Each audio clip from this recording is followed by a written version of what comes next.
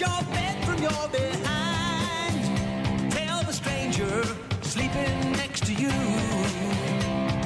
to get the hell out, you've got things to do. Wednesday morning, the week's half done. Try to sober up, it's time to run. There's only 3 days left working from 9 to 5. Then it's party time. Party time. Just a little more work to do. Let's get on up and get the damn thing through. Then we'll get back to numbing our minds. Hump day, hump day. It's here, hump day. And we got a pretty cool announcement coming up later on, just after 8 o'clock this morning. A very cool announcement about something that's going to be happening in our area later on this summer. So details on that. Workforce Wednesday today as well. Your chance to win those freebies from the Sweet Stop and Sandwich Shop in Preston. All you got to do is go to rockmornings.com and sign up. Yeah, let us know where you're working. I really like to hear from you and find out where you're spending your days. Does it feel like a Wednesday? Yeah. Okay. Why? What? I don't know. Just the first 2 days of the week are kind of... A blur? Yeah, maybe because of the vacation and all the stuff and everything. Coming back, yeah, it definitely feels like a Wednesday. Okay, all right. Well, it is hump day, and we'll get to a Workforce Wednesday winner. Bad news, happy music, the friggin' sports, some Mother's Day stuff. Obviously, that's coming up on Sunday. I was thinking about that on my way to work. I got to order a plant today. For your mom? Mm-hmm. I'm going to see her on Monday. She's having another procedure that I need to be at, so I'm going to see her then. Not being able to go this weekend for actual Mother's Day, but we'll celebrate on Monday. All right. We'll get to some Mother's Day stats and info. We'll get to some other stuff, including the best state in America. Well, isn't everybody a homer on that one? Not necessarily. I mean, I live in Wisconsin, but I love New Hampshire more. Homer. That's where you were born and raised. That doesn't make me a Wisconsin homer. I live here. No, but I think everybody's got a soft spot from, where they came from. More on that and lots of other stuff as well. Rockmornings.com to get in touch with us and to sign up for Workforce Wednesday, so make sure you do that. Rock Mornings with Brian and Gene on your rock station. You ever go to the Tommy Bartlett thing in the Dells before it closed down? The ski show? The Tommy Bartlett water performances? Yeah, the Tommy Bartlett show. One time when I was younger. Younger? Yeah. Okay. I never went. It was iconic, though. It was there for years and years and years. Has been. Yeah. You can still see some billboards out there occasionally if you're driving around enough. But that site and the land and everything has been purchased now. The Tommy Bartlett Show site and their exploratory in the Dells sold to Ripley's Believe It or Not World Entertainment. The show closed down in 2020 after a catastrophic loss of business. Obviously, we know what that's from, right? The pandemic. Though this is a very bittersweet moment for our family, as the finality of the sale comes into focus, we are excited that this historic prime spot along Wisconsin Dells Parkway will remain a place for great family entertainment for years to come, said Jill Deal, the president of Tommy Bartlett, Inc. The sale includes 37 acres of land along the Wisconsin Dells Parkway. Oh, my gosh, I can't imagine. The water ski show ran for 68 seasons before it closed down, so it was there for almost ever. And sort of, one of those kind of introductory spots before it became the Dells the way it is now. Yeah. Oh, yeah. It was there from the very beginning when that whole Lake Delton started, the man-made recreational lake. And then it drained. There was that breach in the early, whatever it was, 2008, 9, somewhere in there when the lake breached and everything drained and they had to I'm assuming that fix it and restore it and refill it before the tourist season the next year. I'm assuming the Ripley's people are going to I can't imagine develop or maybe not bring it back, but they're going to do something with it, right? Meanwhile, in the state of Wisconsin, the DNR asking the public to check fire conditions before conducting outdoor burning activities. They have, of course, elevated the fire danger this week, and burn permits are suspended in 30 different counties. So if you want to go to the DNR website to find out more about that, spring, obviously, the most critical fire season in Wisconsin so far this year, 2025. 658 wildfires have burned 2,200 acres of land in the state of Wisconsin. Ackley fires burning an estimated 23 acres of swamp grass and cattails over 4.5-mile stretch of highway near Ackley Road off of Ashland or east of Ashland. So, yeah, a lot of problems, obviously. The weather is dry, and conditions are perfect for all sorts of problems when it comes to that. So, again, check out the DNR website to find out more about whose counties have been denied permits, burn permits. Weight Watchers filing bankruptcy.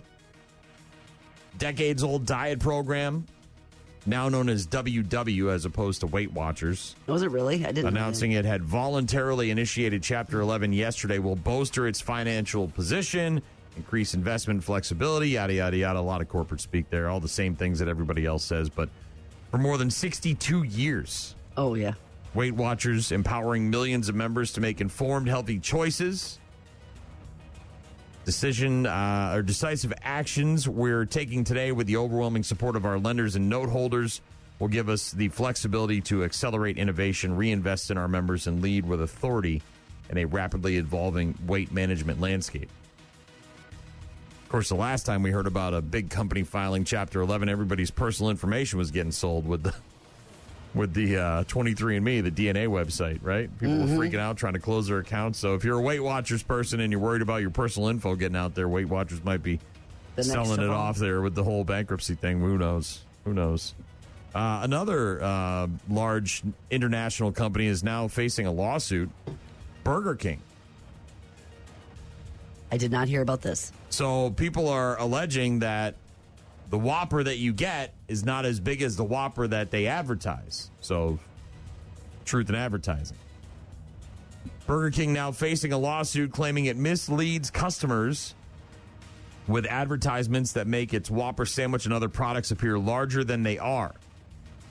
Now, this is not the same as getting the visual representation, because we all know that's never going to happen, right? Yeah, the burger's never going to look across the board. But I think what they're saying, though, is that when you look at someone's hands and you look at how big the burger is in that person's hands compared to what you actually get. In a decision on Monday, a U.S. district judge in Miami found it plausible that some reasonable consumers in the proposed class action lawsuit could be deceived by Burger King's ads. 19 customers from 13 different states are accusing Burger King of materially overstating the size of nearly all their menu items in its in-store and online ads. They cited the alleged portrayal of burgers that overflow the buns, with the Whopper appearing 35% larger than the actual burger and containing more than double the meat. I will say, you know, this is not new for anybody, but you see the burger in the commercial, and it definitely sort of eclipses the bun, especially on the bottom, right? The bun is a little smaller. The burger sort of hangs over the edge on all sides. It's not just like slid to one side. And then when you get it, it's not even close. I mean, it's some shrinking may occur due to cooking. I mean, like one of those kind of things. But Burger King now facing a lawsuit. And they wanted to dismiss it, and the judge said no, not yet. Yeah, not yet. I don't know. I feel like I'm not saying there's not some merit to that, but I feel like that's everything. You look at sometimes a sandwich, you know, and it's like, oh, that's wow. But look at Subway. Look at all the delicious things. Subway was promoting foot-long subs, and then someone measured it, and it was 11 inches, and they're like, bro, you're lying to us, so we're not getting a full another inch here. Mm-hmm. And they took them to court. And so, yeah, I mean, like, look, I'm a consumer. I pay my money.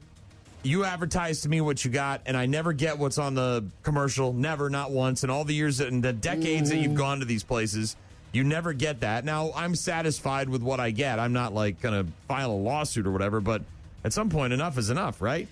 True. Somebody else take that. I've never said to myself, man, I'm so disappointed in this burger. I'm going to do something about it, but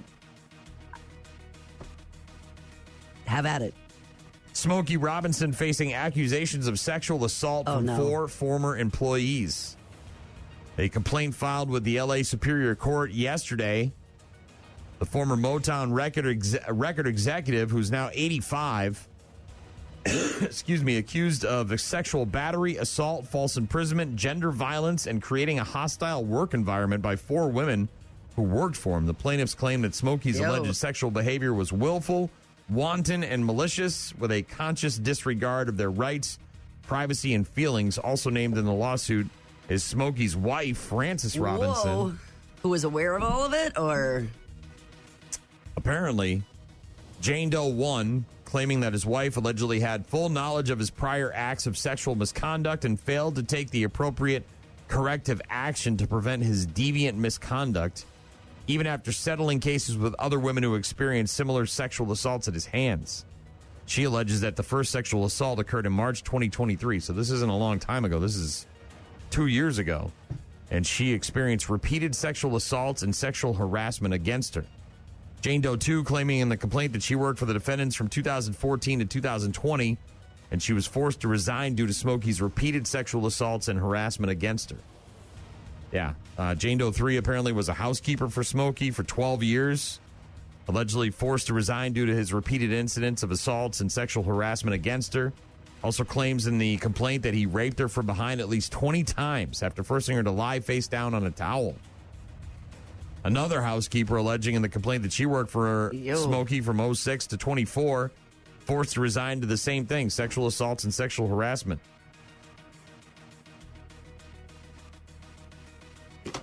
Well, and that's horrific. Yeah. Last but not least, I've been to Milwaukee a bunch of times over the last umpteen years, but I never saw this thing because I don't remember ever really going to Lake Michigan.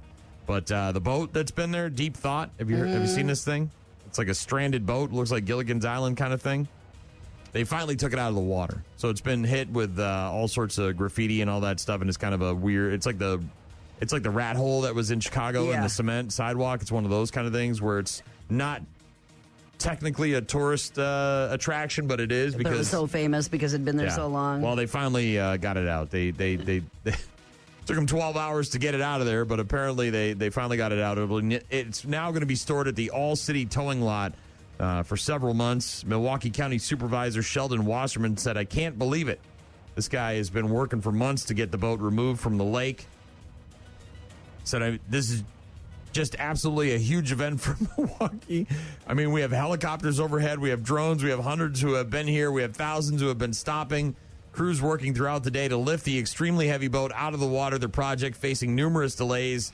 A final setback when the tires on the tow truck popped as it was leaving the lakefront area." So, yeah, it sounds like... the removal process was something.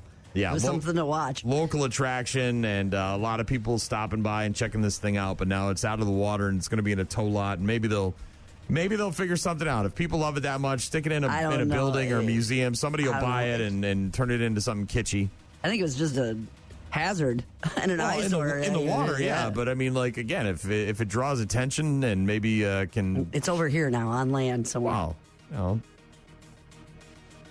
somebody wants to put it somewhere. Maybe the Ripley's people will put it in the Dells now that they got all that extra land. Foo Fighters in a couple of minutes. Poppy now. It's Rockfest music, No Way Out. Rock Mornings with Brian and Gene. Find them online at rockmornings.com. The Fighters of Foo with My Hero on Rock Mornings with Brian and Gene. Another gorgeous day in the area. High temps in the mid-70s. Ran into a guy yesterday dropping off lawn clippings. Same time I was doing, he's like, man, it's hot today. And I said, yeah, I wish I had done this yesterday, but I was still too tired from my trip back from Nashville, so I waited till today. But kind of really unseasonably warm and a sunshine stretch to continue through the weekend, it sounds like. Last night, the Brewers over the Astros 4-3. 0-2 coming. Got him! Another save for McGill. And the Brewers can go for the sweep tomorrow. 4-3 your final. McGill gets the save on a great night here in the Cream City. Yeah, Brew Crew scored all of their runs in the first inning and then held on to win 4-3. The third game of the series is today at 12:10. NBA last night. Carlisle's going to let him play. Halliburton steps back and hits. Tyrese Halliburton trying to take Cleveland's heart.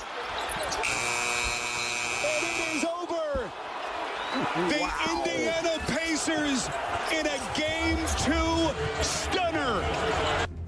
Tyrese Halliburton, a three-pointer with 1.1 seconds left on the clock. Pacers scoring the final 8 points in 47.9 seconds to stun the top-seeded Cleveland Cavaliers again, 120-119 last night. They now have a 2-0 lead in the Eastern Conference semifinal series. Both of those games, by the way, in Cleveland as well on the road.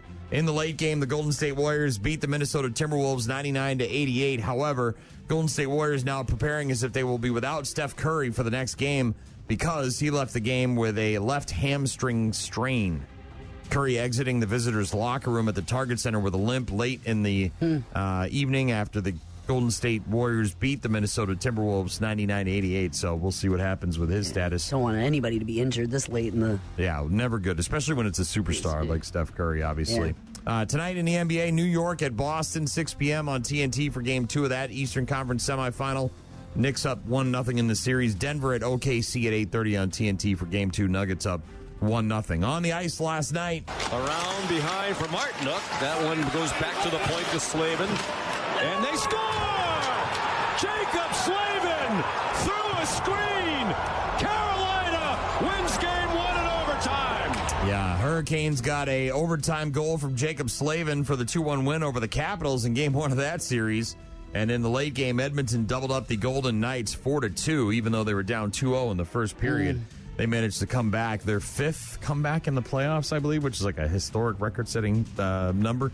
They take Game 1 of that series. In the NHL tonight, Florida at Toronto, 6 o'clock on ESPN. Game 2 of that series with the Leafs up 1-0. And then you've got Game 1 of the Dallas-Winnipeg series at 8:30 on ESPN. That game is in Winnipeg. Louisiana authorities on Monday charging a second suspect with murder in the death of a TV reporter who had traveled to New Orleans to cover the Super Bowl. Yes. This is the guy who got tricked into the hotel by the prostitute and then got killed. Adon Manzano, a 27-year-old reporter and anchor for Telemundo based out of Kansas City, Missouri, found dead on February 5th in his hotel room in New Orleans, suburb of New Orleans. A woman seen on security video leaving Manzano's room later charged with second-degree murder and was stealing his credit cards and his cell phone. The police in Kenner, which is the suburb of New Orleans, also announcing on Monday that an accomplice, 34-year-old Ricky White, had been charged with second-degree murder. White was arrested in Florida back in March on robbery and fraud charges related to his Manzano's death, and then he was extradited to Louisiana, and now he's been officially charged in the death of that TV reporter. Yeah, and that wasn't like the first time. It sounds like they had the history of that, time, wooing guys to hotel rooms and then at least robbing them blind. Maybe not killing them, but drugging them and taking all their stuff. Yep. Sports on Rock Mornings with Brian and Gene. We'll get to some Lincoln Park and some Dorothy. And, of course, if you need something, you can find all of our contact info online at rockmornings.com. And while you're there, sign up for Workforce Wednesday. Yeah, make sure you let us know where you're working. I'd love to hear about it. It's nice to know. Do you ever hear from someone for Workforce Wednesday and be like, man, I wish I was doing that job instead? Yeah. Okay. Yeah. I'm always, it's always interesting to hear what people are doing, but I don't know if I've ever heard of someone's job that sounds more enticing than doing what we do. I mean, pay-wise, probably, but... Yeah, and fulfilling Well, you hear, I'm working at the old people home, and Smart. I don't want to do that. I'm teaching these kids. Nah, I don't want to do that. Yeah, I'm out on the river working on barges. Not so sure that's my jam. Bro, we were at that zoo. Yeah. And not that this is my first time seeing one of these things, but when it started to come down, we went in the building with the spiders and the snakes and all that crap, and they got the little aquarium tanks with the fish and stuff. Yeah. They had an aquarium tank with a snapping turtle, like a giant, huge, massive snapping turtle. Yes. It was as big as that fridge over there. I believe it.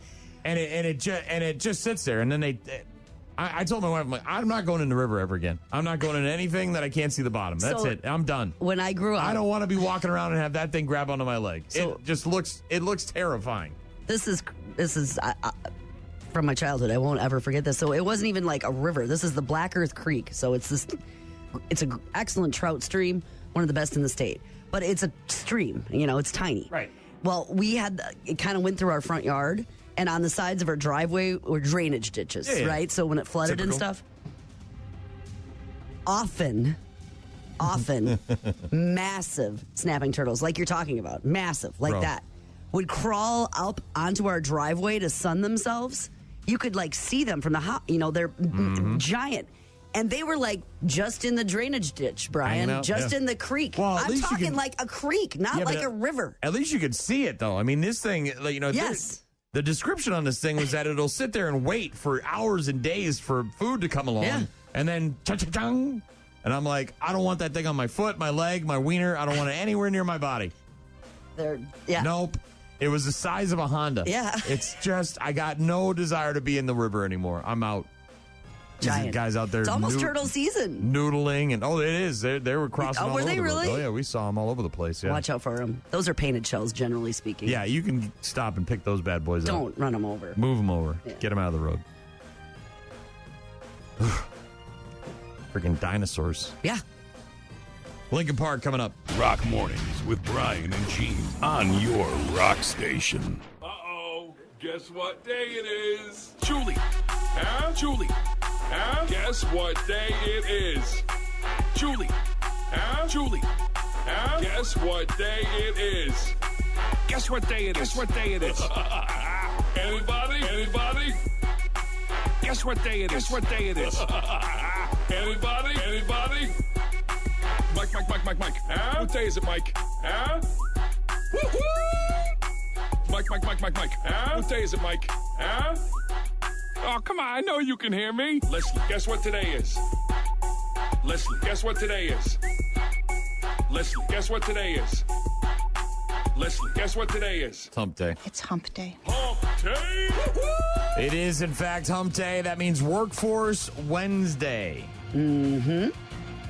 Let us know where you're working for your chance to win freebies, courtesy of the Sweet Stop and Sandwich Shop in Preston. Head to our website, rockmornings.com, and sign up. While you're there, sign up for date night as well. Doc texting in, is someone seriously trying to sue the NFL over the Shedeur Sanders slide in the draft? Yes, they are, and I was going to bring that up later on, but I can About the what? I can mention it now. This is not surprising in the least to me. People will file lawsuits for way less than this. Shedeur Sanders, of course, expected to be a first-round pick in the 2025 NFL Draft. He was the consensus number 2 quarterback in the class, led college football in completion percentage in 2024, helped the Buffaloes to their first 9-win season since 2014, but he slid from round 1 to round 5 and was sort of just this,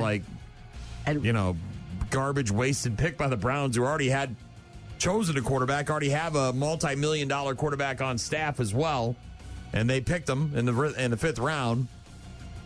And now a Colorado Buffaloes fan is seeking $100 million in damages in a lawsuit filed against the NFL for his drop to the 5th round. The plaintiff, referred to as John Doe in the filing, alleges in the complaint that the NFL's actions and the dissemination of slanderous statements have caused severe emotional distress. To the fan? Yeah. The filing alleges that the NFL violated the Sherman Antitrust Act because teams colluded to influence his fall to the 5th round. That one, it does feel a little bit like that's kind of what happened. But this guy, look, you cannot go into these interviews and do a piss-poor job and have an attitude and expect to be picked in the 1st round. You're not that talented. You just aren't. And that is not going to help your case. However, it does feel a little bit like some of these guys in these interviews that are conducting the interviews called around and said, hey, don't pick this kid. He's a dick. So? Well, that's against the law. That's collusion. You can't collude, right? You can't, They can't all think the same thing about the guy? No, it's like blacklisting. It's like the Colin Kaepernick thing. That's kind of around, it's in the same vicinity, right? Where they're trying to, say, we don't want to have Colin Kaepernick in the league because it's too much of a thing. Understood. And so everyone agrees without agreeing. There's nothing on paper, So there's nothing official, but we all all the owners get to their meetings and they go around and they're like, nobody picked this guy? Exactly. That's the Sherman Antitrust Act. The filing also alleges that the NFL violated the Civil Rights Act because the fall, quote, may have been influenced by racial discrimination, consumer protection laws because the league misrepresented the nature of the drafting process, and qualifications of players. They're seeking $100 million in punitive damages. But yeah. I don't know. If the league was investigating that there was collusion or some sort of... I don't think the league cares. The league is like, look, this is... But how is this fan hurt by the fact that this guy went... I don't know. In the 5th round versus the 3rd or the 2nd or... People will sue for less. So, Doc, yes, someone is seriously trying to sue the NFL. This might be more one of those, maybe they'll settle with me for $5,000 and some tickets to the game of my choice kind of thing, as opposed to the guy actually winning a lawsuit. You can't get what is it? Yeah. You can't get a shot you don't take? That's what happens? Shoot or shoot. Yeah. You miss 100% of the shots you don't take. Television today. Of course, the Brewers will be on 12-10. Rubber match again. Well, not rubber match. Third game of the series against the Astros, looking for the 3-game sweep. Everybody's Live with John Mulaney on Netflix tonight. Andy Samberg, Robbie Hoffman, Rami Youssef, Destroyer, and Jessica Pratt are John Mulaney's guests on his show on Netflix. I haven't seen any of that. I don't even know if anybody's watching it. You know what I am watching on Netflix? I've seen a couple episodes. You have? Mm-hmm. John Mulaney? Yeah. This is a robbery. The world's biggest art heist. It's a new series on Netflix. It's not new, but it came out like maybe a week or two ago, and it's about a very famous art heist in Boston, that was never solved. I've been watching that. Just started it. 13th season finale of The Masked Singer tonight on Fox. Celebrity Wheel of Fortune on ABC tonight. Wendy McClendon-Covey, Ben Schwartz, and Adam Pally are your celebrities on tonight's edition of Celebrity Wheel of Fortune on ABC. That, of course, is followed by Jeopardy Masters on ABC, parts 3 and 4 of the knockout rounds. Nerds answering questions in the form of a question. It's shocking to me how many primetime TV shows or game shows now, and not versus content. It's cheap. No, I know. I understand. It's cheaper to maybe pay someone a prize and not have to pay them. And writers and directors and Right. actors, and Yeah. I understand. It's interesting that it's just become that. It's just game shows. Also on television tonight, new episodes of Chicago Med, Fire and PD, and a new episode of Sherlock and Daughter. Jimmy Fallon's new with Kerry Washington, Josh Hartnett, and Adam Duritz in The Counting Crows. Nice. Kimmel's new with Barry Keoghan, Lunell, and I'm With Her. Christine Baranski and Stellan Skarsgård will be on with Stephen Colbert. Anna Wintour, A$AP Rocky, and Benito Skinner on with Seth Meyers. I'm assuming Anna Wintour is going to be talking about the Met Gala. I've been seeing pictures of that. People wearing fancy dresses and stuff. Yeah, that's not my bag, but my friend came over the other night and had to get home because she's like, I got the Met Gala tonight. Also got a text from someone who said, hey, could you guys do a birthday shout-out for Bella Genrich? I'm assuming I'm pronouncing that right. Okay. Happy birthday. Bella is turning 4 years old today. Happy birthday, Bella. What a great age. What do you do for a 4-year-old What a birthday? great Cupcakes, age. right? Bounce house? Yeah, it depends on what Bella's into. You know what I mean? Unicorns, horses, hippos? hippos? Could be fairies, could be Disney princesses, could be fishing, could be playing football. Who knows what Snapping turtles? things are. Yeah. Oh, not the snapping turtles, probably. Bella is 4 years old today. Great Happy age. birthday for Bella Genrich. I'm assuming I'm pronouncing that correctly. The only memorable birthday I had when I was a kid was when I turned 6. It's the only one I really remember. Because there was a party, or you went swimming, or what happened? We had some kids over the house, and I remember it because we had a dining room table. It was there wasn't really a dining room, but there was a space between where the counter in the kitchen was and the wall, and there was a table there, and there was only 3 of us: my mom, my dad, and myself. But we had 4 chairs, 2 on either end, and my dad always sat in the same chair. That was his chair, and it was we all had the same chair. That's how families are. But he sat in his one chair. And for my birthday, my 6th birthday, my mom decorated his chair for me to sit in. I think it was some, and now looking back on my life, I can say maybe there was some symbolism there, you know what I mean? Like, and I remember because it was like the paper ribbon, you know what I mean? And then there was a big sign, and I remember running around in my backyard, and I got sick. I vomited. In my backyard, I must have got too much hopped up cake on and too sugar. And I don't know. I don't know what happened, but I got too hopped up on stuff and too excited, and I yacked. And that was the only birthday I can recall from my youth. My 6th birthday. The chair was cool. Yeah. But I couldn't tell you like what I got for gifts. I couldn't tell you any other birth. I don't really remember any other ones. But my 6th one I remember for whatever reason. Nice. I don't know if it was the chair or the yakking. I got a bike once. That was exciting. Like a banana seat bike, the old school one. And I had a swimming party that was really fun. My sister took me and a bunch of my friends to the local pool, and that was my birthday party. Like, we had snacks and cake and stuff all at the pool. So I got a BMX bike one year, but I don't remember what year it was for my birthday. And it was a cool bike. I loved it, but I don't remember what year. But my 6th birthday, I remember. Shane texted in, said he's working with Allstate Peterbilt, supplying the parts needed to keep the world moving. Thanks for riding with me every morning. You're welcome, Shane. Register to win Workforce Wednesday on our website, rockmornings.com. Your chance of those freebies from the Sweet Stop and Sandwich Shop in Preston. Right now, it's Dorothy. Rock Mornings with Brian and Gene. Find them online at rockmornings.com. Prom season is here. Your daughter just went last weekend. How did it go? How was everything? It was a lot great. of fun. It was What great. was the after prom event? Was there like a pizza thing or subs or what happened? No, they went to a house where there was a bonfire, so parents were sponsoring, and then they came back to our house and watched movies and had a bunch of snacks. Sleepover. And there's a bunch of them there. And Pretty chill. Yes. But according to her, everything went as planned, so it was a good day. Like, everything was... No issues, getting no ready, breakdowns, no crying. The pictures, the dinner, Well, yeah, it's an emotion. dance. It can be a very emotional day. Yes. Prom, very important for kids. Maybe not all of them, but for a lot of them, including an 18-year-old girl in Texas named Ella Walker. I think I might have seen Ella. Does she have a brace on? Spine. Yep. Had surgery on her spine last month after a trampoline injury. She's like a star soccer player, and she Yeah. got injured on a tramp, which is awful. And then she's I've been injured on a tramp before. I know. Ella's going to be okay, but because of the surgery on the spine and the brace and all the things, not going to make it to the senior prom. So the hospital that she was at, This is really cool. made sure that her prom was going to happen. The nurses surprised her with her very own prom. They invited her friends. Mm-hmm. They did the same Roaring 20s theme that her real prom had at the they school. decorated like this cool area of the hospital. And the doctors even let her take the back brace off for a couple of quick pictures, but snapped her right back into that bad boy real quick.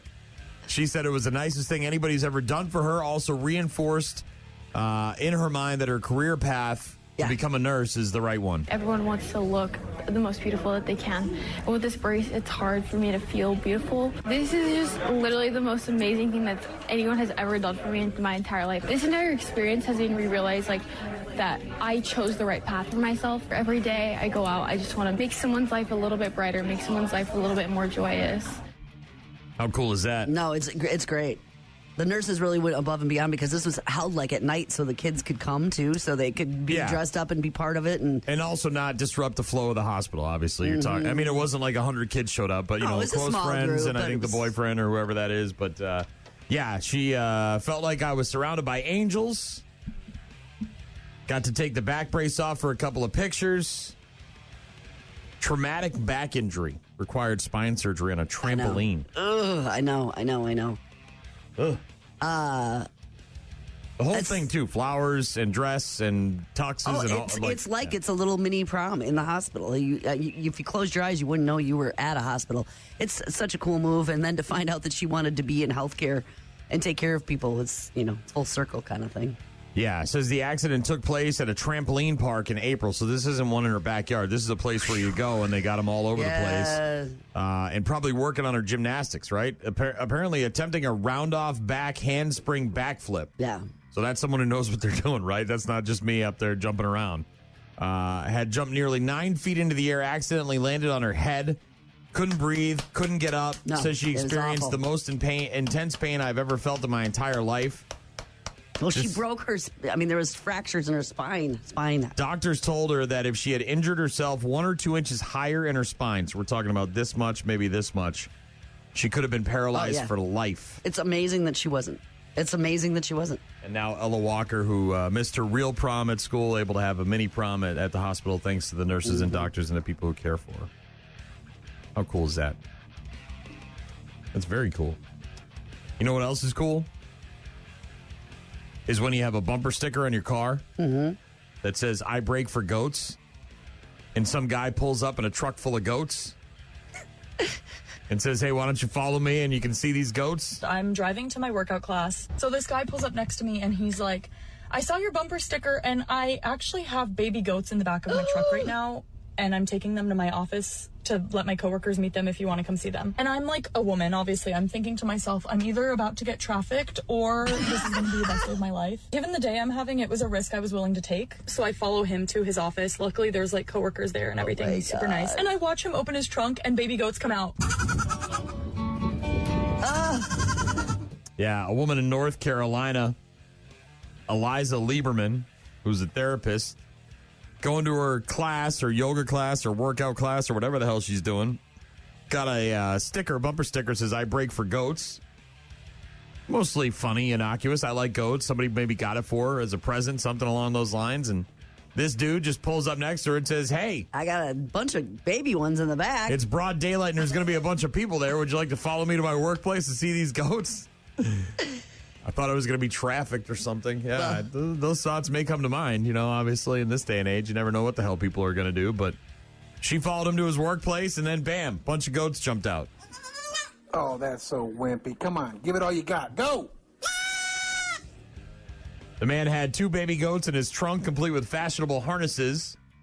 Invited her to come play with him. Is that legal? Can you put baby goats in the trunk? I mean, like, I'm thinking trunk, right? I'm sure it's not a trunk. It's probably. Are we talking about a hatchback, maybe? Yes, I'm sure. Situation like a Yes. SUV or crossover type thing. Okay. Not like trunk. I don't think you can really. You're not supposed to put them I in don't there. think so either. All right. I saw, just speaking of goats, Manitowoc, UW Green Bay, they brought in baby goats on Monday night for like the kids, the Therapy? stress, it's finals. for finals, It's finals. So Yeah, but then how do you get the friggin' final done? You're just concentrating on hanging out with snuggling goats. with the baby goats. So they were doing that kind of as a little break before the finals next week. I thought that was really neat. Baby goats at the university there. All right. Because who doesn't love baby goats and sheep? Hell yeah. And when we went to that same thing, zoo, and you get to the barn part and you can hear the goat in the background. Meow, meow, meow.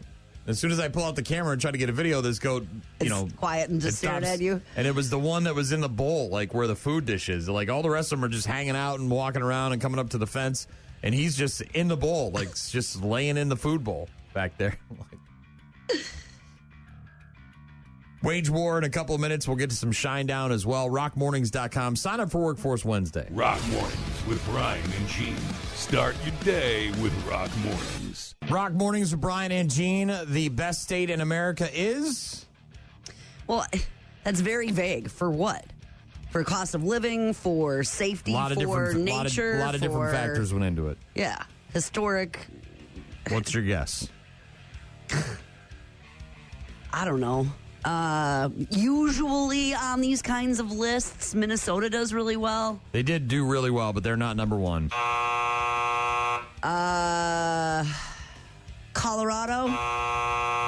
You're in the vicinity. I'm in that neck of the woods, if you will. Is that what you're trying to say? It's not Nevada. Washington. Utah. I was gonna, but that doesn't seem possible. For the 3rd year in a row. U.S. News and World Report doing a study each and every year that ranks all 50 states based on everything from education to healthcare. Yeah. And Utah, number 1 for the 3rd straight year. Landed in the top 10 in 5 of 8 different categories. It's 1st in fiscal stability, 3rd in both economy and infrastructure, 4th in education, 7th in crime, 48th, however, in natural environment. So apparently when it comes to natural environment, Utah doesn't really have a lot going for it. It's dry. New Hampshire comes in 2nd, my home state. Live free or die. Followed by Idaho at number 3. Minnesota at number 4. Yeah, I figured. They're always on the top. They say that it's number 16 in crime and corrections, 11 in education, 16 in healthcare, 14 in natural environment, 28 in economy, 13 in fiscal stability, 10 in infrastructure, and 7 in opportunity. The rest of the top 10 include Nebraska, Florida, Vermont, South Dakota, Massachusetts, and Washington.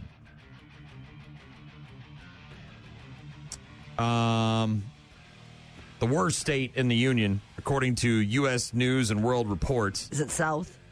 Yeah. Mississippi? Close. Louisiana. Alaska, the second worst, followed by Mississippi, New Mexico, West Virginia, and Alabama. So, yeah, a lot of southern states.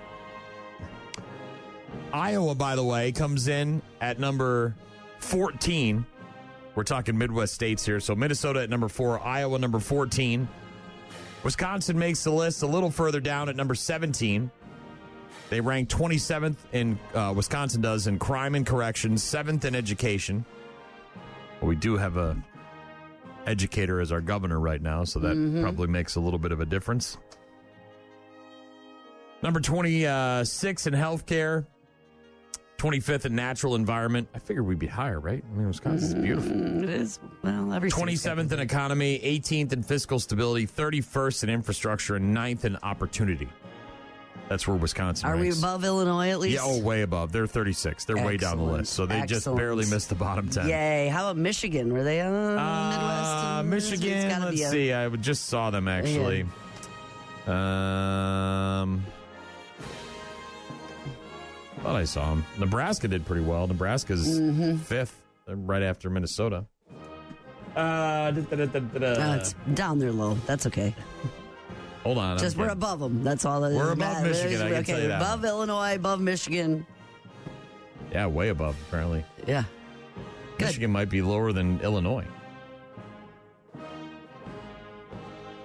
Yeah, but isn't Detroit having a glow up? Michigan is 43rd. Ugh. I thought that we were having a glow up. Detroit was. Well, the team is the Lions, but according to U.S. News and World Reports, the state of Michigan 43rd overall. Yeah, but they also said Utah's number 1 based on 8 different qualifications. And I've been to Utah. It's beautiful. Yeah, Michigan's family out there. Michigan's numbers, by the way, 39th in crime and corrections, 45th in education, 22nd in healthcare. The 22nd in healthcare is the highest ranking they get out of all of the categories. 32nd in natural environment, 33rd in economy, 38th in fiscal stability, 44th in infrastructure, and 23rd in opportunity. You know, about almost half the population in Utah is Mormon. Church of Latter-day Saints. And Louisiana really takes it hard on the chin on this one.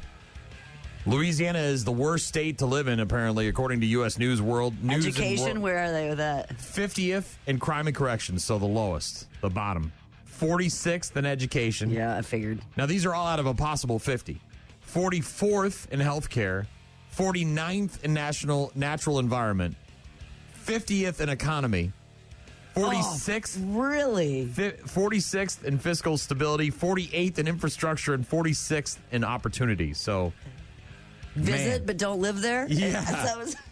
Yeah, sounds like it. New Orleans for a quick Mardi Gras visit and then you're out? That's bad. Maybe those you can numbers buy are bad. Property cheap. I mean, not even cracking the 30s. Go get yourself some crawfish and get out. Which sounds weird because people have such a love for New Orleans and Louisiana. I mean, well, New Orleans mostly, I guess, but you know, and the culture and the music and the food and the drinking and you know the mystery and the history and all the stuff that goes on down there. And just wow. U.S. News and World Report releasing a ranking of the top 50 states. Utah, number 1. Again, Iowa doing pretty well. Minnesota at number 4, though. Yeah, I figured they're always top of those lists.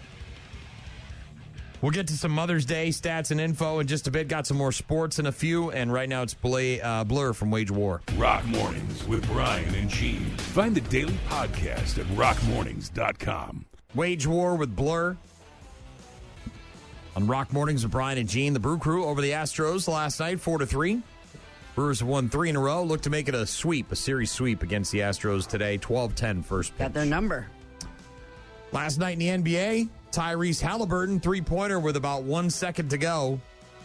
Pacers beating the Cavaliers 120-119. They take a 2-0 series lead in that Eastern Conference semifinals. It's awesome. And in the late game, the Golden State Warriors beat the Minnesota Timberwolves 99-88 in Game 1 of that series. Tonight, you've got New York at Boston, 6 p.m. on TNT. That's Game 2. Knicks are up 1-0. And Denver at OKC, 8:30 on TNT for Game 2 of that series. Nuggets are up 1-0. Haven't heard yet from Rob about how it went with his classmate Oh, who's the from Boston fan? Yeah, Rob texted in yesterday. Said, "You think it's safe to assume the guy from Boston in my class won't say anything to me after the Celtics blew that 20-point lead?" And I said, "You obviously know nothing about Boston sports fans because we will talk no matter what the score is." Uh-huh. Did you see? Speaking of that, Barstool, I don't know what the hell you're doing. What a dumb bastard this guy is. What? I maybe it's a young man's game. Maybe back in the day I would go, but so the Knicks are in Boston. The New York Knicks in Boston playing the Celtics. Game 1, 2 nights ago. Okay. Bunch of Knicks fans go to Madison Square Garden. All the teams do this now, right? They go there, they watch the games on the big TVs, they have some drinks, they party it up, whatever. There's a guy in a green Celtics jacket who's there, and I'm sure there's plenty of Boston fans that go, whatever. They don't get to choose where they live, maybe sometimes, so they're in New York and whatever. So this guy, after the game's over and the Knicks win, all the fans are going crazy, and they're, kicking this dude out. I don't know what he did, if he got in a fight or whatever, but the videos, it's inconclusive. It's where he's being right, so the cops are kind of escorting this guy out, not rough or violently or anything, just sort of trying to walk him out. Time to get out of here. And this poor guy, he's trying to walk out, and all the fans are booing him or whatever, and then he starts down the steps, and it must have been a little wet or slippery because he falls right down the steps and right onto his ass, and everybody starts cheering, and then all these guys are giving him the finger and telling him to F off and stuff. I'm like, what are you doing, dude? Why you got to go in the Lions den? Don't just stay home and watch the game on the TV. You know what I mean? You probably went there thinking, oh, we're going to steamroll and but then, yeah. Anyways. NHL last night, the Hurricanes 2-1 overtime win on the Capitals in game 1 of that series. And in the late game, the Edmonton Oilers doubling up the Vegas Golden Knights 4-2. That's game 1 of that series. Tonight you got Florida at Toronto, 6 p.m. on ESPN2.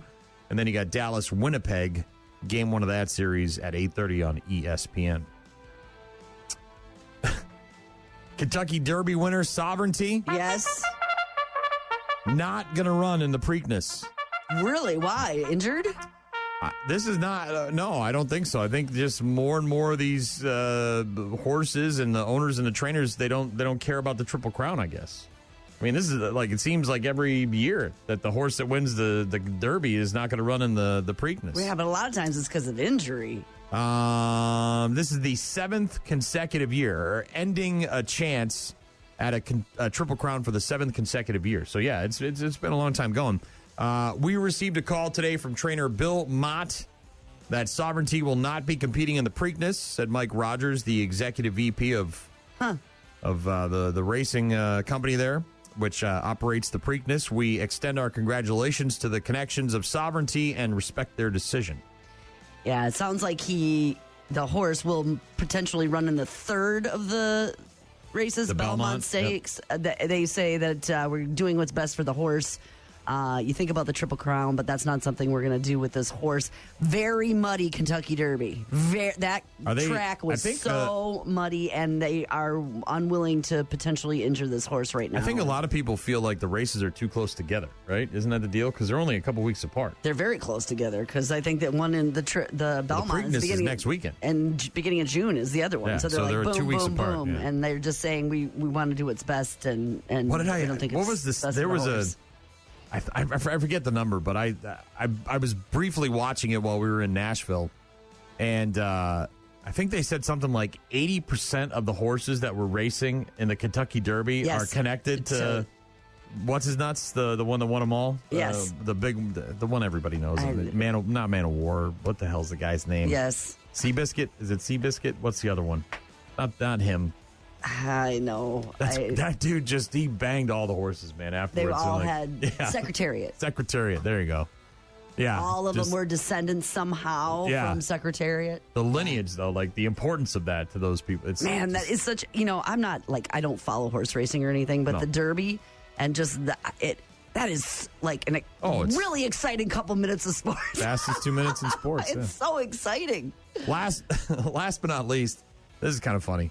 Rams general manager Les Snead joining Rich Eisen on an episode of the Rich Eisen Show last week, where Snead, again the GM for the Los Angeles Rams of the NFL, revealed that the team twice had to share a hotel with a furry convention while in Seattle to play the Seahawks. Good. That's fun. Not only have we shared a hotel in Seattle with a furry convention, I think we've done it now twice. Rich Eisen then showed an image of a group of furries posing in the lobby of a hotel and said, "You're in Seattle and this is the scene?" Sneed went on to share his opinion about the furry community, a subculture of adults that dress up like animals. Said, if you talk about people that are passionate, they're passionate. Sneed added that their execution of the furry costumes was well thought out and well intended. But apparently, mental warfare. You know, some teams will book you into the hotel that has cold water, or they let the fans know so they can call and do the fire alarms or whatever, and wake up the players and try to disrupt their sleep patterns. But these guys were apparently cats, apparently the Seahawks just put you in a hotel with a furry convention. That's how they get you. Not once, but twice. Maybe they just align with the weekends that you're playing the team, right? Maybe that's just the deal. That's what's going on. Rock Mornings with Brian and Gene. We'll get to some Spirit Box in just a bit, and Mother's Day stats and info coming up. Rock Mornings with Brian and Gene. Weekdays, 6 to 9. Sunday is Mother's Day. Families from around the country celebrate Mom. Don't miss the homemade breakfast by kids, the spilling, the burnt pancakes, the undercooked eggs. Mother's Day, Sunday. See moms in restaurants waiting for a table on the busiest day of the year. And don't forget about flower deliveries. $5 worth of flowers for $75. Mother's Day cards drawn by 4-year-olds. Phone calls from grown kids from out of state asking for money. And don't miss the dad's worthless attempt at household chores. Remember to say, I love you. Mother's Day, Sunday. Yeah, Mom. Don't half-ass it. Come on, full-ass it. That's right. Put your full ass into it. Don't be a half-asser. Mother's Day on Sunday. My mom passed away last year, so I don't have to do anything. You have a mother-in-law. Yeah, my wife takes care of that. I don't have to do anything. I mean, if I see her, happy Mother's Day. I'm not. I can't. That's the thing I don't understand. I'm sorry. They're great people. I love them and all that. Of course you do. But I just, the whole, you spend time together. You spend holidays together. They're your family. Now you're my mommy and my daddy. Like, not a thing for me. I called my mother-in-law Mom. I feel odd. I think I may have done it once, and I was like, nah, that doesn't feel right. So I'm not going to do that again. Called my father-in-law Dad. And just, I don't know if it felt right for, he would never say it. He was probably like, no, I don't like that either. I'm fine just calling them by their names. It's okay. Yeah. I don't, like.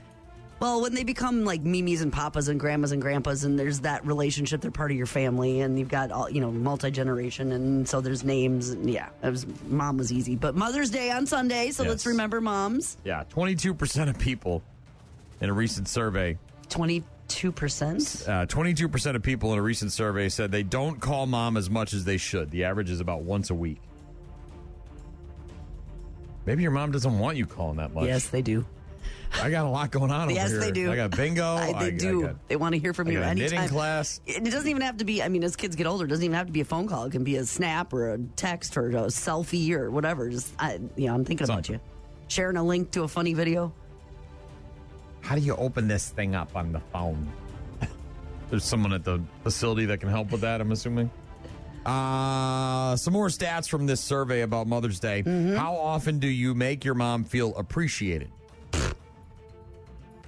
The average answer was less than twice a month. These are moms that are still in the home with the kids and the dad. Yeah. The top ways that we do it are by spending time with her or just saying, I love you. There's a lot of times. There's a lot of I love yous. Pretty much anytime anybody walks out the door. 68% of people think that we know our mom better than anyone else in her life. This is in the survey. 68% of people say they know their mom better than anyone else in her life. Her life. In your mom's life? Right. Better than dad, better than uncle, better than their parents, better than her sisters, better than her friends. Intimately know you, yes, but like... I don't know. You know all the guys your mom banged in her life? There's also mom secrets. Yeah, well, mom did some stuff growing up, right? Mom did some things. There's also some of that, but interesting. Mom partied. I knew the bride when she used to rock and roll. 70% of people worry their mom has too much on her plate. And 67% of people think that she spends too much time worrying about other people's needs. Comes with the job. That's part of the territory. That's a mom thing, right? It's just something moms have to do. Comes with the territory. So you bought your mom a card. a bouquet of flowers from the grocery store, and lunch at Outback. Way to phone it in. She must be so proud to have you as her kid. Way to go, hotshot. Way to go. Now, look. Whatever you can do. Your mom will appreciate the efforts, even if it is minimal. I agree. However, if you really want to get mom something nice, massages are apparently a very popular Mother's Day gift. But moms were asked what the perfect self-care day would include, and a massage was only 5th on the list. So when you think massage is what they really want, that's not necessarily what they really want. Number 1 on the list of what mothers really want on Mother's Day. You know, you're a mom. This can vary answers. I want to spend time with my people, but I don't. That might be time away from your people on that list. That is way down the list. Nap? Sleep. Yeah. Number 1 on the list of things that moms actually want on Mother's Day. A little break so I can take flowers, some time. Not massages, not breakfast in bed, not an endless mimosa. We're talking let her sleep in. Like, don't let her wake up and have to do all the stuff that happens in the house. You get up, do all the things that have to happen in the house. When she wakes up, she wakes up. Right. Then, after the sleeping in, number 2 on the list, this is kind of interesting. Getting her hair did. Number 2, getting her hair done. Mm-hmm. Having someone else cook. That feels like less and less of a thing nowadays because are more like, you know, I mean, it's kind of a couples thing or guys are grilling or, I mean, like. You mean that's just more shared responsibility? Is that what you're trying to say? The traditional idea of a mom was she'd come home and she'd make dinner for everybody. I think that even if there's help in the household, you're making snacks, you're doing the thing. I mean, it's a constant. I think maybe saying, I don't want to do any of that today. Again, the top gifts that moms actually want, according to a recent survey, sleeping in number 1, hair done number 2, having someone else cook at number 3, listening to music at number 4. Just chilling out, enjoying your own thing. Getting a massage at number 5, so it is on the list. The rest of the top 10, nails done, which feels like a hair and nails thing, like a spa day. Mm-hmm. Going for a walk, reading, catching up on television, and taking a nice long hot bath. Mm-hmm. So quiet, alone time, just kind of me. That's on the list, too. Just leaving her alone might be a nice gift. 39% of moms in a survey said they get less than 1 hour of me time each and every single day. So just leaving mom alone. If there's fights or there's decisions that have to be made or there's stuff that I don't want to have to address it today. That's where you're at. Well, taking the kids out of the house for a while. And if there's a problem or a thing or whatever, I don't. So funny. Mother's Day, though, on Sunday. So do something nice, whether it's a brunch. Good luck getting into one. Those tend to be packed. Mm-hmm. Whether it's, taking her somewhere nice. Sentimental gift.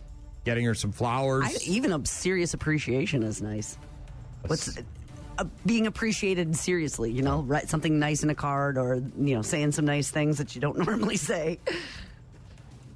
And that's it. After Sunday, you get to go back to neglecting your mother and just disregarding all of her advice. Call. Didn't you say on the list, call, be in touch? Well, yeah, that's, you can do that, too.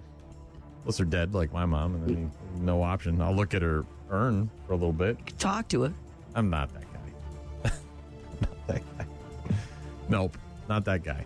Nice today, 75 for a high. Super nice, actually. Most of this week, it looks like through the weekend. A few clouds today, a little less sunny than it was yesterday, but tomorrow the sun returns in full force, and looks like up near 80 again on Friday. Make sure you hit up rockmornings.com and sign up for Workforce Wednesday. You could score yourself some freebies, courtesy of the Sweet Stop and Sandwich Shop in Preston. We'll announce a winner a bit later on. Also, another announcement coming up in just a few minutes, just after 8 o'clock. We've got a very unique and interesting announcement, something that's going to be really cool that's coming up in just about a month and a half. So more details on that in a few. Rock Mornings with Brian and Gene. Find them online at rockmornings.com. Yesterday, we were playing clips of our interview with Bobby Friss, who's going to be a part of the Big River Rally on Friday, June 27th and Saturday, June 28th. It's brought to you by Great River Harley-Davidson, Michelob Ultra, and the Hillsborough Brewing Company. It is a weekend of motorcycle enthusiasts enjoying the Coulee Region, riding, Sightseeing. up and down the streets and up and down the valley and all over the place. We've got guided rides. We've got suggested rides. We've got Bill Michaels, the big unit, going to be leading the Saturday ride going out to S&S Cycle. Mm-hmm. Where they're going to offer a unique, kind of a one-of-a-kind, very rare opportunity to see inside the guts of the building and see what they do. They got some special bikes they're going to be putting on display as well. Obviously, live music on the GECU main stage from Drowning Pool, the Texas Hippie Coalition, Bobby Friss, and some great local bands like Hillbilly Rocket Ship and the Bryce Tomaszewski Band.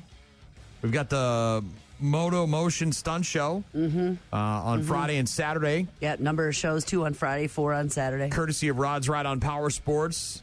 The ride on Friday is going to be led by the Wisconsin American Legion riders, which is really cool. And that's going down the River Road on one side and back up the other side. Then we've got, of course, vendors. We've got the Pancake Breakfast on Saturday that's hosted by the Sonic Warrior, Lou Brutus. And that's going to be benefiting local veterans organizations. And that's $10. So anybody can come down, enjoy some pancakes and some sausages and help out. All sorts of other stuff. There's going to be, of course, a bike show and register your bike if you got a sweet ride. There's 3 different categories, and some plaques, trophies for those who win in that. You'll find that you can sign up to be in the bike show that Saturday afternoon. And if you're looking for all the details and to get tickets for the Big River Rally, all you got to do is head to BigRiverRally.com. Something new that's going to be a part of the Big River Rally that is just come across our desk is the world famous, and I've seen them a couple of times. I never have. Well, so where I grew up in Nashua, New Hampshire, literally 5 minutes away from my parents' house, was a huge Budweiser factory in Merrimack, New Hampshire. And they had them there. They stored them there for a while because they had the stables in the back. And they would have they had softball fields there, and they do softball tournaments and stuff. I don't know what they do now, but the world-famous Budweiser Clydesdales are coming to town, and this is a rare opportunity for you to see these horses, these beautiful animals, in person on Saturday, June 28th at the Big River Rally. The Budweiser Clydesdales coming to town as part of the Big River Rally, and you can, of course, join us to see those bad boys down at the Fest grounds on Saturday, June 28th. Yeah, we're working on a procession through downtown with the police in the city, but the Clydesdales are coming. Did you know that? So I was learning a whole bunch about them because we've been talking to. This has been an ongoing process for months and months. It's and not months something and like you months. call them up and they're like, yeah, sure, we'll fly the horses over there, no problem. Months and months and months and months we've been working on this, but they got to be at least 4 years old to be a Budweiser Clydesdale. You know what I didn't realize before you go any further? I didn't realize they've been around for almost 100 years. That's the other thing. They were first. A symbol of Anheuser-Busch for almost 90 years. First introduced to celebrate the repeal of Prohibition. They presented the hitch horses to their father, which was the Bush family, and they took the first cases of Prohibition. Yep. Beer to the brewery. That's what it's been around for a really long time. They got to be 4 years old to be a Budweiser horse. They got to be 72 inches at the shoulder. Between 1,800 and 2,300 pounds. They're massive. They're so big. It's almost like seeing a moose. You know what I mean? Like, look, horses are big animals already, but some horses are bigger than others, and the Clydesdales are just these massive horses. They're huge. They have to have a bay coat. And they're beautiful in terms of, they obviously get a lot of care and love, and they get fed really well and all that stuff. But yeah, if you've seen them in the commercials and you've always wanted to be around one and check it out and get a picture with them, this is your opportunity. 4 white stocking feet, a white blaze, a black mane, and a tail, and they have to go through rigorous training to be these gentle giants.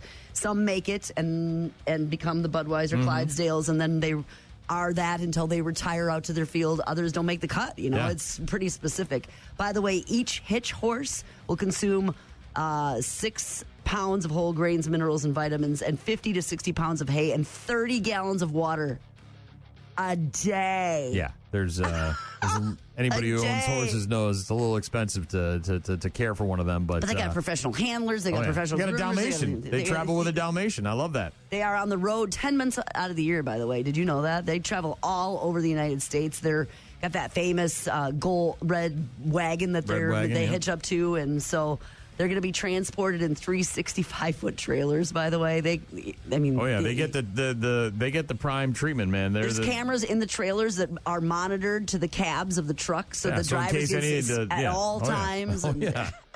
Yeah, you're not messing around. That's a huge investment. So you're not just letting that sit back there and hoping for the best when you get to your next location. You're keeping an eye on them. Speaking of the Dalmatians, they've traveled with the Clydesdales since the 1950s. Yeah, you can see them in St. Louis, Missouri at the Budweiser plant there, or you can see them at Big River in Rally. La Crosse at the Big River Rally on Saturday, June 28th. I'm assuming this is going to be open to the public and free to attend if people want to go. There will be a procession through downtown, so people can sit different places, but on the grounds itself, it's a ticket required after 1 o'clock on Saturday afternoon. Okay, so find out more, obviously, at bigriverrally.com. But yes, the 8 Budweiser Clydesdale horses coming to town as part of the Big River Rally. This is going to be a huge event, and obviously parents are going to be excited to bring their kids down. I'm super excited. See these I've never seen them, and I just, you get choked up every time you see the commercials, and they do all the cool, they're just so iconic. Are they going to get one to kick a football? Didn't the one kick a football? Yeah, and they roll the barrel. They really did. That pony really did roll that keg, and it was oh. Michelle texting in said, that's great. When I worked at Walmart in Hendersonville, Tennessee, they brought 2 of the Clydesdales, and it was awesome. Yeah. So, yeah, if you've ever wanted to see them in person, up close and personal, this is your chance. The Budweiser Clydesdales, the world-famous Budweiser Clydesdales, coming to town as part of the Big River Rally. Go to bigriverrally.com for more info and to get tickets. We got the friggin' sports in a bit and also some Chevelle. Rock Mornings with Brian and Gene. More from Brian and Gene is coming up. That is Chevelle working on some new stuff. We've heard some of it. Probably get the rest of it later this year. The friggin' sports brought to you by Animals on the Field. Huh. Seen a lot of them. Squirrels, birds. Well, the Brewers got the dog that ran out. There's dogs, raccoons. Mm-hmm. All sorts of animals get on the field, right? Mm-hmm. Kitty cats. There's been kitty cats. Oh, yeah. A minor league baseball team in Missouri delayed when a pair of ducks decided to land on the field and go for a walk during the bottom of the 4th inning. The Springfield Cardinals, who are a Double-A affiliate of the St. Louis Cardinals in Texas in the North Division, shared a video of the duck delay during the game on Saturday. The ducks are pairs, right? They're bonded. Right? Well, they probably have young ones, too, this time of the year. And, of course, as with almost any animal on the field moment, the fans got really into it really fast.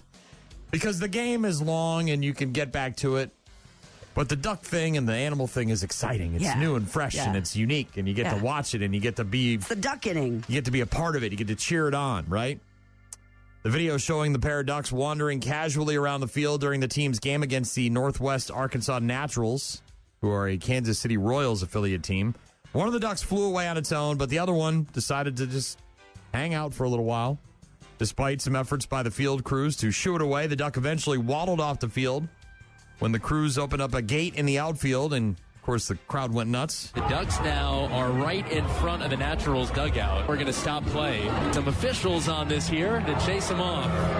One of them is taking flight. Let's see where she ends up. She's headed out towards center field. This second duck is being walked off. He hasn't taken off like his partner. She flew away. He's just running along the warning track. Now he takes off. Is he going to actually fly out of the field along the bullpen towards center? And he lands in left center, much to the delight of the fans here.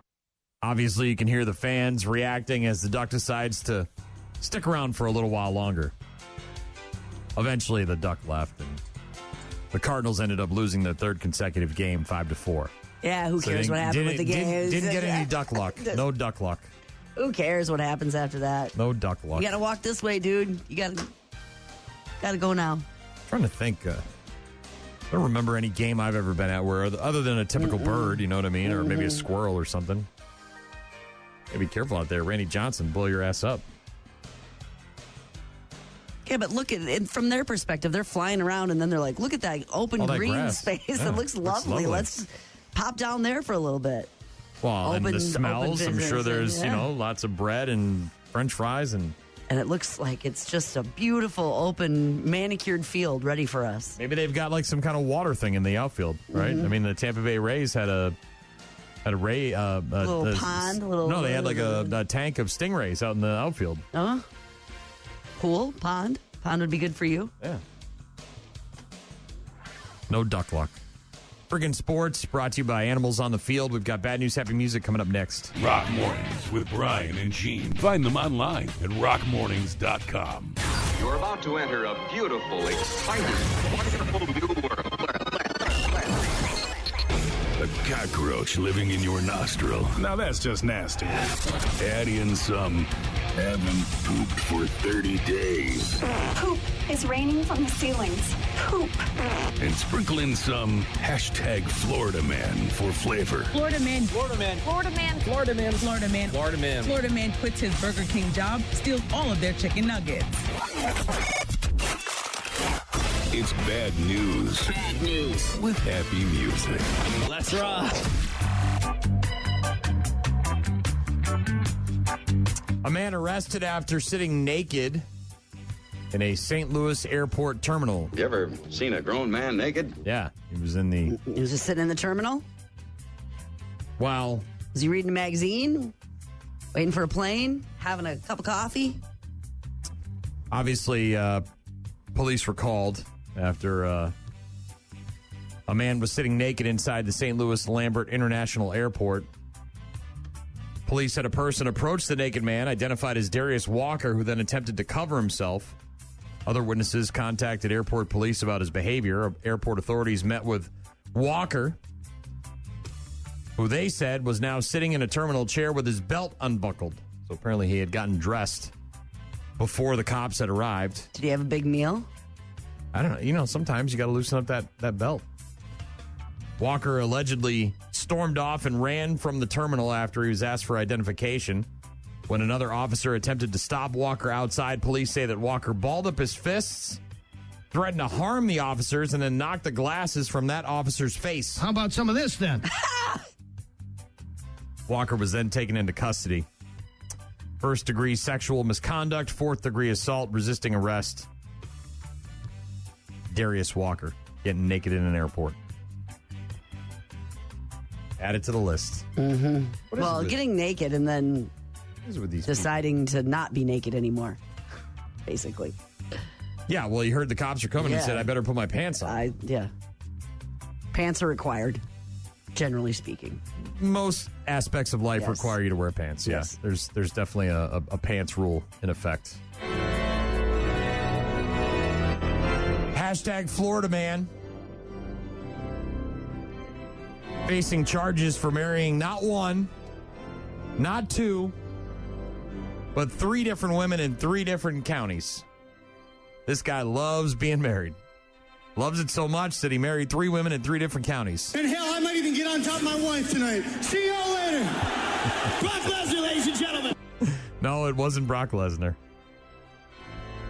The women now speaking out saying that the system that handles marriage licenses kept them in the dark. So they don't know he's married to other people. Apparently not.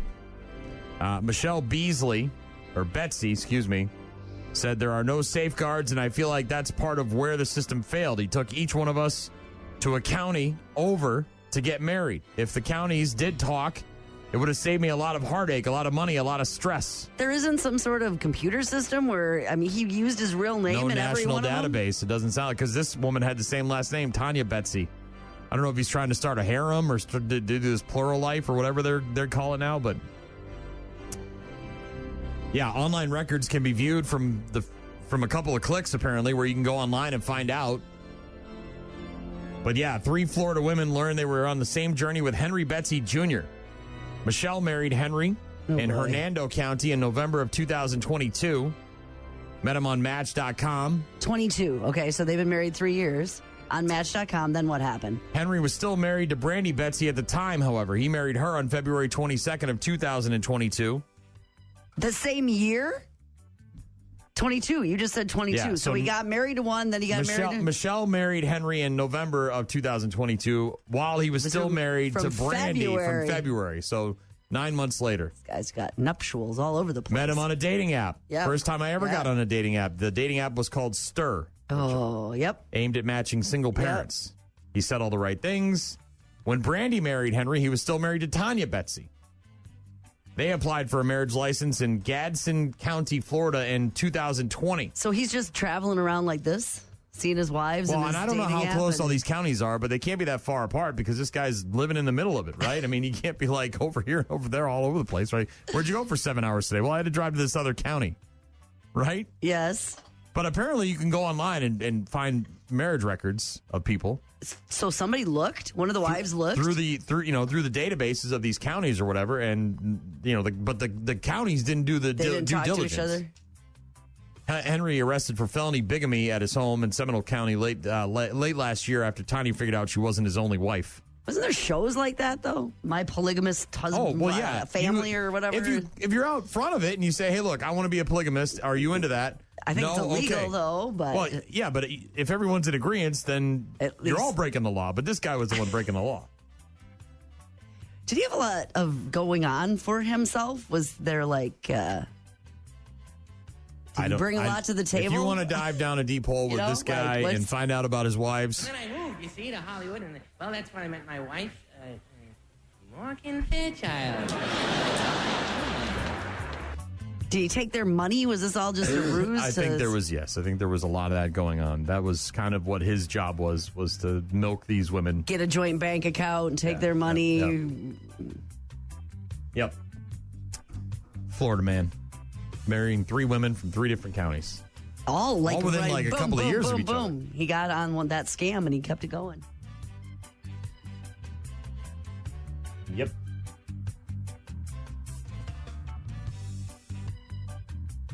A woman is in court accused of feeding her neighbor's cat. Cat in the wall, eh? Actually, no. Not in the wall. In my house, eating some food. A 68-year-old woman in Switzerland in court recently accused of repeatedly feeding Leo, her neighbor's cat. This is over a 10-month period. Does Leo come to her house? The woman lives in the same building as Leo, and apparently she hasn't just been feeding Leo. She has let him into her apartment and even added a cat flap to her door so that Leo could come and go as he pleases. Is your cat making too much noise all the time? Leo's owner apparently not cool with all of this. Then keep it in your apartment. And things escalated over the 10 months that Leo's been gallivanting around the apartment complex. I don't know. I'm not sure. Naturally, the issue is that Leo apparently enjoyed his new home better than his old home and didn't want to go back to where he came from. I bet it flattened itself out, went right through a seam in your wall. I'm sorry, but then don't let it wander around. This is definitely on the owner. This has nothing to do with the cat or the woman who's feeding the cat. No. Under Swiss law, however, cats are other people's property, and systematic feeding and giving a home to another person's cat is considered unlawful appropriation. I'll get you another cat. I got followed here by like 10 cats. Yeah, they're starting to follow me these days. Yeah, I don't know. I'm sorry. Then keep your cat in your house. You're letting it wander around. It could have gotten killed or kidnapped or catnapped. 10 months of this. And I'm sure that at some point there may have been, oh, that's cute. Thank you very much. Appreciate it at the beginning. And then it's like, okay, well, what's going on over here? And then there's maybe like, hey, could you stop? You put a cat door in your house. Oh, you put a cat. Wow, that's... But you keep letting Leo out. That's what I'm saying. It's on you to not let Leo out. Yes.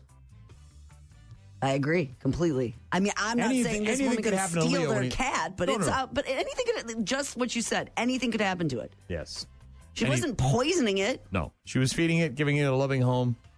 And Leo just, look, cats have a right to say whatever they want, too. Why don't we get the cat up on the stand, see what the cat has to say? I think he likes her. Smelly cat, what are they feeding you? Everybody! Not sure what they were feeding him, but whatever it was better than what he was getting at home.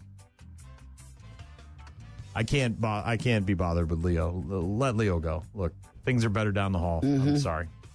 Get another cat. How about that one? Anytime somebody gets a nickname where it has poop or pooper or anything poop related in the nickname, it's going to be good. You know it's going to be good. A Pennsylvania woman who has been dubbed the Delco Pooper by Delaware County residents and internet users after she was arrested for allegedly defecating on a person's car during a road rage incident that was caught on camera. This is fantastic. I got to be honest. The ability to conjure up poop in the midst of a road rage incident. Like, I'm so angry, I got to take a poop.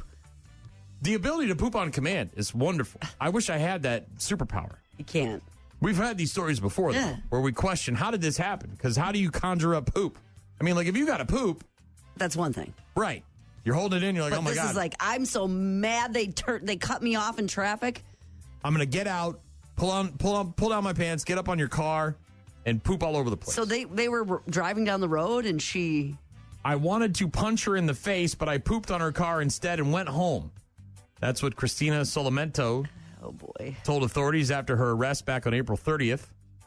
By the way, there's video of this thing, so if you haven't seen it and you want to go down a wormhole, you can... There's video of her pooping? Mm-hmm. Did you just miss what I heard? Yeah. Pooping. That was caught on camera. That means there's video, and I've seen it. This woman who's from Ridley Park, charged with indecent exposure, disorderly conduct, criminal mischief, harassment, and depositing waste on a highway, much like David Matthews Band. Her affidavit said she deposited a, quote, accumulation of liquefied human feces on the hood of a driver's car during a road rage attack on 4th Street and Madison Avenue in Prospect Park. This is in Pennsylvania.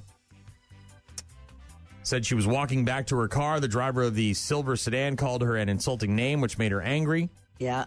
Solimento said, I wanted to punch her in the face, but I pooped on her car instead and went home. She must have had to go. You know what I mean? And like, you're holding it in. You're barely, you're almost home. Somebody cuts you off, and you're at your wit's end, and so you get into it, and the poop's ready to go. You've already brewed a pot. I don't understand how any of that happens. I don't. Like, I was really so angry, so I wanted to punch her, but instead I was like, you know what? This is what I'm going to do. This is what I'm choosing to do here. Prospect Park Police Chief David Madonna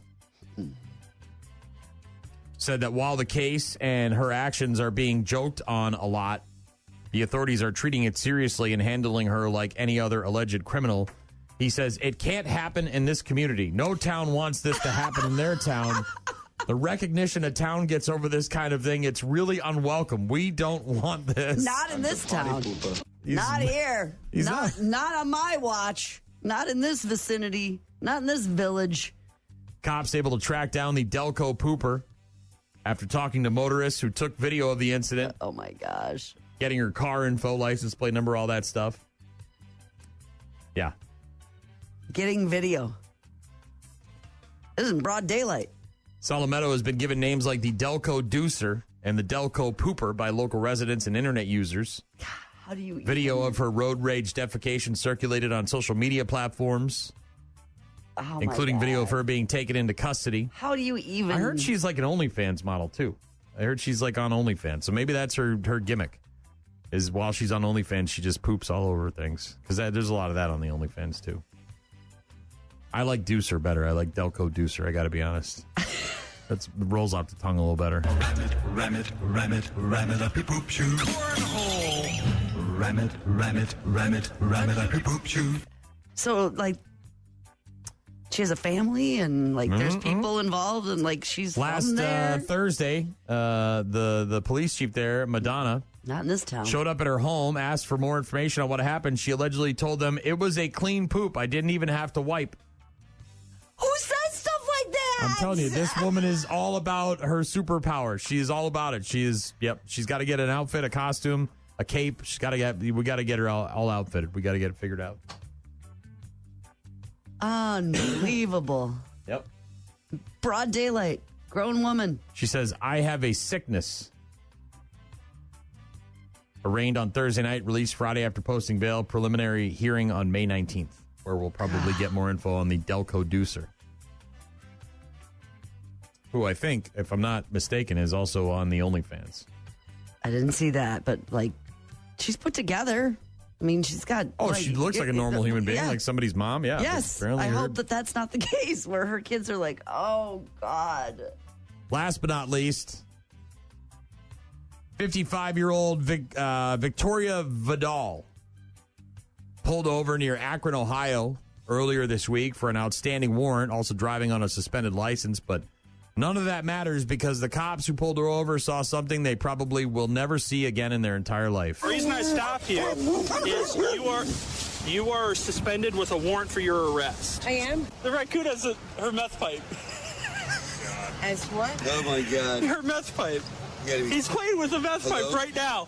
Oh, there's no... He's trying to smoke it. All right. Thanks. There's no way. That cop. All right. Enough fun and games. That cop is dying. Did he say the raccoon is trying to smoke it? Yes, is that what and he it's said? it's her pet raccoon. It's not just some rando raccoon that she picked up on the street. Apparently, she's got a pet raccoon. And a meth habit. And she got busted for drugs after the raccoon pulled out a meth pipe and tried to smoke it. As you heard, the cop couldn't stop laughing. Chest cam got it all in video. He was arresting her when he looked in the back of the car, saw the raccoon whose name is Chewy. Sitting in the driver's seat holding the pipe to its mouth. One report said the cop took the first meth pipe away and Chewy grabbed the second pipe and tried to smoke that one too. So this lady's sitting around the house getting high, smoking meth with her raccoon. We had a meth squirrel. Remember the guy was like giving the squirrel meth and it got loose? Yes. How does it even know what to do? Cocaine bear? Because it's an animal. You can teach animals to do things. So it's actually a meth coon? If it's addicted to meth, yes. So they didn't pull her over for drugs. They pulled her for something else. And then apparently they only pulled her over for the outstanding warrant and the suspended license. But when they saw the raccoon with the meth pipe, they had to further inspect the vehicle. They ended up finding 3 pipes, a small amount of crack, 7 grams of meth. Is Chewy okay? Chewy, by the way, is fine. Police said they're checking to see if Victoria had the proper permits to legally own a raccoon. Are we sure he's okay? Have we tested him for meth to make sure he's not been ingesting or smoking or whatever? There's pictures and video of poor Chewy. I want to make sure he's okay. I don't want him to be a crazy meth raccoon. They say, thankfully, Chewy the raccoon was unharmed. Notification was made to the proper authorities to determine that she has the proper paperwork and documentation to own the raccoon. I think there's more problems than the documentation. I do too. Look, the raccoon knew there was meth pipes in there and he was smoking it. I think so too. Besides just the proper paperwork, I think maybe Chewy needs an intervention. New mommy, maybe a new mommy. It is legal, by the way, to own a raccoon in the state of Ohio with proper paperwork and permits. Mm-hmm. But not a meth raccoon. Like you can't. Look, don't try to feed dictate. it drugs. Don't try to tell Chewy how to live his life. He doesn't need to have that kind of influence. He's just a baby. It's just a baby. Oh man! Again, every time I feel like I've done something wrong in my life, I've got it all together. I've really got my bleep together because I don't have a raccoon smoking meth in my truck when I'm driving around. I have not defecated onto anyone's car. Look, Never. I threw a pie on someone's windshield one time, but that was a friend of mine, and we were having a good time. We were having some fun racing each other on the highway. Yeah. And I could have killed him, but whatever. That was in my high school years. That was different. That was a whole different story. But I have not gotten out and defecated. High five. We're nailing We're killing this. it, man. We're killing it. We are killing it. We're nailing this adult thing. Seriously. Woo! Ask yourself those 2 questions every day. When you get up in the morning. How you doing? Just a little check. And you wonder about what happened last night. Checking in. Did I smoke meth with my pet raccoon? Yeah. If the answer is no, then you're doing all right. Uh-huh. Did I liquid defecate on the hood of someo's car in a road rage incident? A clean one. I didn't even need toilet paper. If the answer to that is also no, then again, you're doing okay. Yeah. Life's not too bad. Pat on the back, just like this. Give yourself one. Bad news, happy music. Rock Mornings with Brian and Gene. Start your day with Rock Mornings. Call. Hello. Email. I tried emailing you. Text. So many ways to check in with us. Check. We rely on you guys for traffic updates, requests, and all sorts of other stuff. Check this out. Got a text from my guy, Scooter Jibbs, who said there are some women that only poop on Saturdays. Yeah, I'm well aware. What? I'm not going to get into it, but yeah, I'm well aware of all that. Like on the weekly planner? Like, write it down. I'm not going to get into that. Ryan texted in and said, the guy my wife and I bought our house from, we learned after the fact that he marries women, gets their money, and divorces them, and he's done it multiple times, as well as suing at anyone and everyone he comes across, including us. Well, this guy was doing that, but he was staying divorcing. married. He was just sounds like he was just running a train there. And getting their joint checking account, finding out who was recently divorced, finding them on dating apps, falling in love, getting married. I don't know if there was any love. There was just... well, maybe on the woman's part. How much money you got in your bank account. Jamie said, it wasn't a solid poop. I said, I know, I've seen the video. I don't need to see that video. And I was right. She is a models fan, or OnlyFans model of some sort. She apparently does foot stuff. She's a foot fetish. Shard, love that.